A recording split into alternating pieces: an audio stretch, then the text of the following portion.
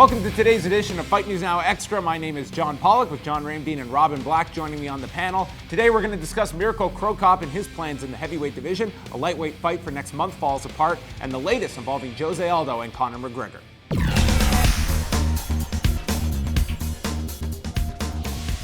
UFC featherweight champion Jose Aldo is just over 3 weeks away from his title defense against Conor McGregor at UFC 189 in Las Vegas. In speaking with Guilherme Cruz of MMAfighting.com, Aldo says he would welcome a pre-fight brawl if the two were to engage in one in the remaining lead-up to the fight, and also stated if there is any trash talk, he has a plan of what he is going to do. Ronaldo Jacare Souza will not be getting the next middleweight title fight with Chris Weidman and is starting to look at the rest of the landscape at 185 pounds. Jacare, who does hold a victory over Luke Rockhold, spoke at the UFC 190 media day to MMAfighting.com and stated that Vitor Belfort was a possibility if Belfort chooses to fight him. Jacare recently had surgery on his left knee for a meniscus injury and is expected to be out of action until September. Ariel Helwani reports that Bobby Green has been forced out of his lightweight bout with Al Iaquinta for next month's Fight Night card in San Diego. The nature of the injury is unknown, but the UFC appears to be searching for a new opponent for Iaquinta on less than a month's notice. And Mirko Cro Cop is not planning to slow down in the UFC's heavyweight division. Cro Cop recently wrote on his website that he plans to continue his career. He ruled out fighting Josh Barnett because he has fought him 3 times already, but did suggest Antonio Rodrigo Nogueira, Roy Nelson, and Alistair Overeem as possible opponents in the future. This Saturday, we are live at 2 p.m. Eastern Time with a 1-hour preview show leading into the UFC's return to Berlin, Germany, with Joanna Jędrzejczyk defending her strawweight title against Jessica Penne. All 4 main card fights airing exclusively in Canada on Fight Network beginning at 3 p.m. Eastern. I'm here with John Ramdeen and Robin Black. Before we chat about some other topics, I want to talk a bit about the New York situation because it's very much in play. The current assembly session, it's supposed to end on Wednesday, and it could get pushed till at least Friday.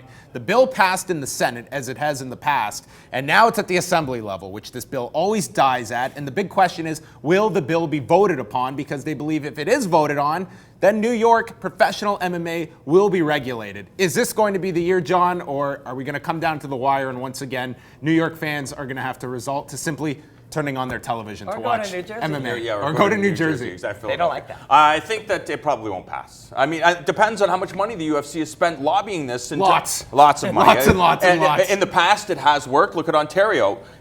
Nobody thought this thing was going to get done, and then all of a sudden it did. So it just depends on how much money Zuffa's dumped in. I sure hope it doesn't pass, because this is human cockfighting. It shouldn't be happening. No. Senator John McCain. Yeah, that's exactly. Nah, come on. Seriously.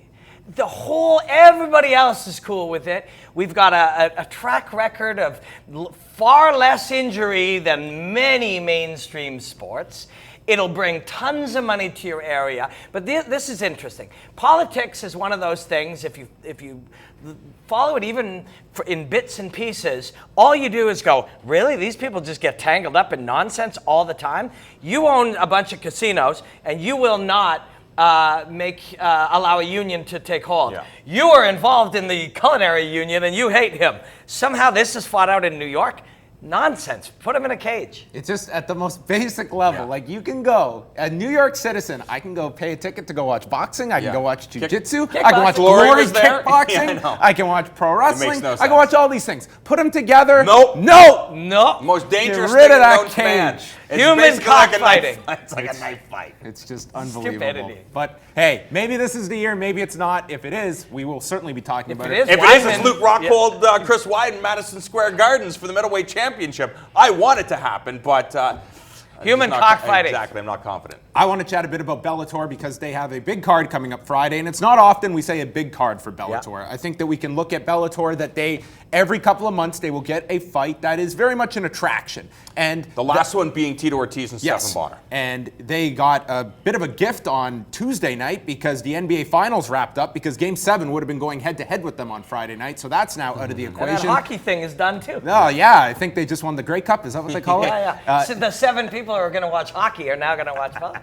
So now everybody can just sit back and watch Kimbo Slice and Ken Shamrock. Let's not kid ourselves. If this thing does well on Friday, which I believe it will be, it's on the shoulders of these two. And Robin, I was like you. I was not a fan of this fight when it was announced. And I still have my reservations about a 51-year-old man fighting. But nonetheless, there are way more people that want to watch this than don't. And I think that's going to be proven on Friday. Yeah, of course. And what was the number Kimbo Slice and James Thompson did on CBS? 7 million or 4 million? 6 million people. 6 million people. Kimbo Slice. My mom knows who Kimbo Slice is. She doesn't know any other mixed martial arts fighter, but she knows his name. And if people in North America know that Kimbo Slice is fighting on free television, everybody's going to be tuning in, especially when they find out it's Ken Shamrock. So the Bellator, awesome job in the matchmaking. And it's like, we know it's a freak show. We know that we're going to get criticized. That's why you just put an undercard that is sensational involving Michael Chandler. You got to scream when you're number 2. Yeah. And that's what they're doing with this fight. And people are going to hear the promotion that is screaming for your attention. One more time, I agree with John Ramdine's mom.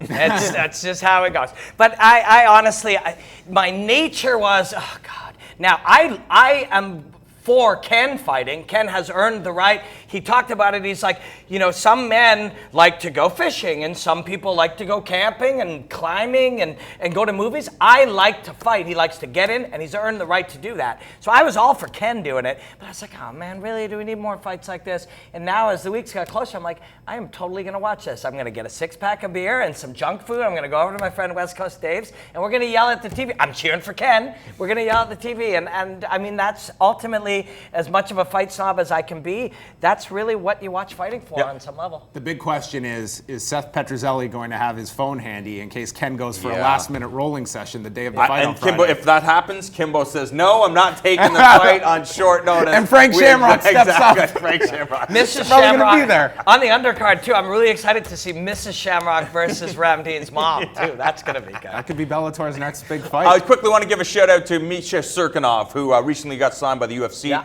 We have been covering his career for quite some time. We knew it would happen, and just kudos to him. In Saskatoon. Yeah. Saskatoon, it's going to be happening. Charles Oliveira and Max Holloway are going to headline that card. Didn't we talk about that? Yeah. That they should make the UFC's clearly listening. Yeah. They must be. Sunday night, August 23rd, a rare Sunday night card in Saskatoon. You have your notice, Saskatoon. Wake up. We're coming. For John Ramdine and Robin Black, I'm John Pollock. Sit back and check out more of Fight News Now Extra.